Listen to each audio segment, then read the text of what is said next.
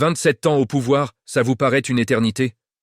C'est l'histoire de Blaise Compaoré, l'homme fort du Burkina Faso, qui a régné sur le pays pendant près de 3 décennies. Son pouvoir semblait indestructible, son autorité absolue. Mais en octobre 2014, tout a basculé. En seulement quelques jours, ce régime qui paraissait inébranlable s'est effondré sous la pression de la rue. Comment un président aussi puissant a-t-il pu être renversé par son propre peuple? Aujourd'hui, on plonge au cœur de l'insurrection burkinabé de 2014. Une révolution éclair qui a changé le destin de toute une nation. Accrochez-vous, car c'est une histoire de courage, de colère et de la soif inextinguible de liberté. Pour comprendre la chute, il faut d'abord comprendre le règne. Blaise Compaoré arrive au pouvoir en 1987, suite à un coup d'État qui a coûté la vie à son ami et prédécesseur, le leader révolutionnaire Thomas Sankara.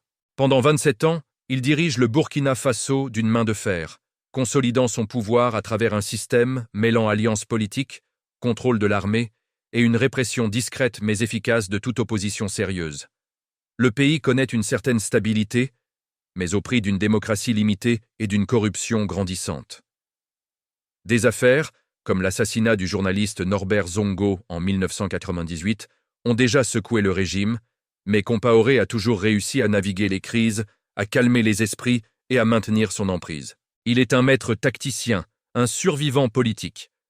Mais chaque règne a une fin, et celle de Compaoré sera précipitée par une erreur de calcul. La goutte d'eau qui va faire déborder le vase, c'est l'article 37. Qu'est-ce que c'est?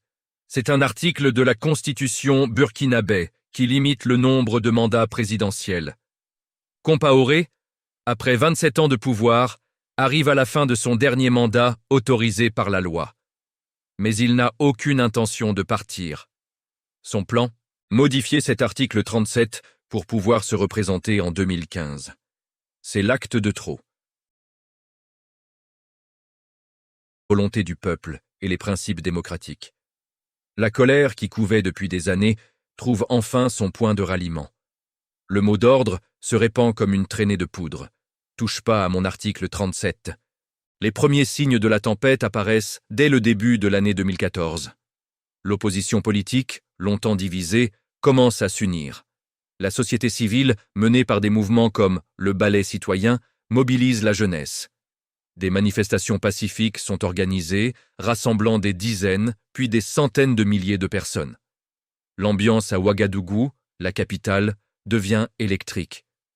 On sent que quelque chose est en train de se passer, que la peur change de camp. Mais le régime reste sourd. Le 21 octobre, le gouvernement annonce officiellement son projet de loi pour réviser la Constitution. Le vote est prévu pour le 30 octobre. C'est un compte à rebours. Le peuple a 9 jours pour empêcher ce qu'il considère comme un coup d'État constitutionnel. La tension monte d'un cran. Le 28 octobre, une grève générale paralyse le pays. 1 million de personnes descendent dans les rues de Ouagadougou. C'est une marée humaine sans précédent. Les slogans sont clairs. Blaise dégage. 27 ans, ça suffit. Les drapeaux burkinabés flottent partout. C'est une démonstration de force impressionnante, mais le pouvoir ne cède toujours pas. Le soir, Blaise Compaoré s'adresse à la nation. Il reconnaît l'ampleur de la contestation, mais reste inflexible sur son projet de modification constitutionnelle. Il propose un référendum, mais c'est trop peu, trop tard. Pour les manifestants, c'est la confirmation qu'il n'y a plus rien à négocier. Le dialogue est rompu. La nuit du 29 au 30 octobre est une nuit de veille, une nuit de tension explosive. Tout le monde sait que le lendemain sera un jour décisif, le 30 octobre 2014. Ce jour restera gravé dans l'histoire du Burkina Faso. Dès l'aube, une foule immense converge vers le centre de Ouagadougou. L'objectif, l'Assemblée nationale, là où les députés doivent voter la loi controversée. Les forces de l'ordre sont dépassées, les barricades sont balayées.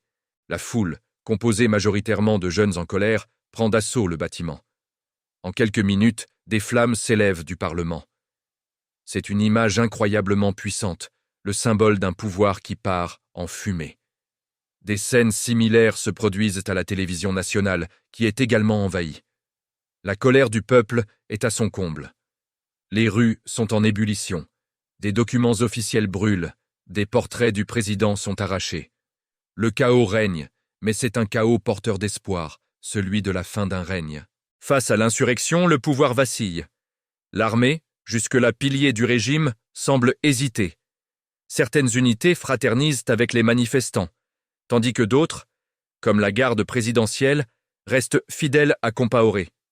Le chef d'état-major des armées, Honoré Traoré, annonce la dissolution du gouvernement et la création d'un organe de transition, mais il reste flou sur le sort du président.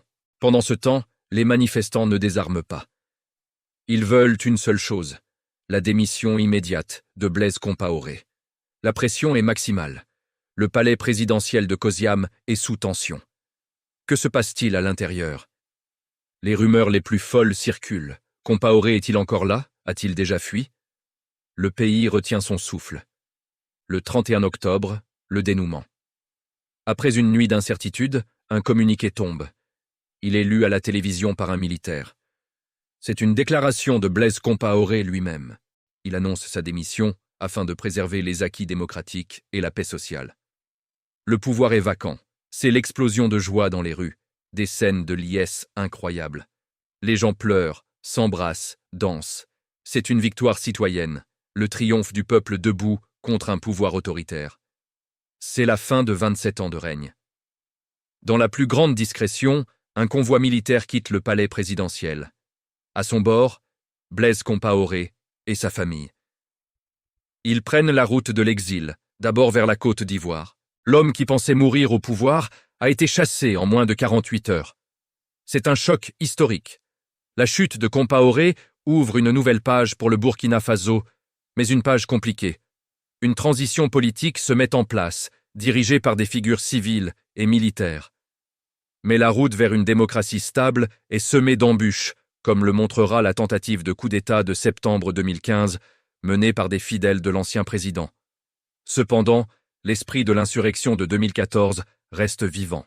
Cet événement a montré à toute une génération de Burkinabés, et au-delà, à toute l'Afrique, que le pouvoir du peuple n'est pas un vain mot. Il a prouvé que même les régimes les plus ancrés peuvent être renversés par le courage collectif et la détermination citoyenne.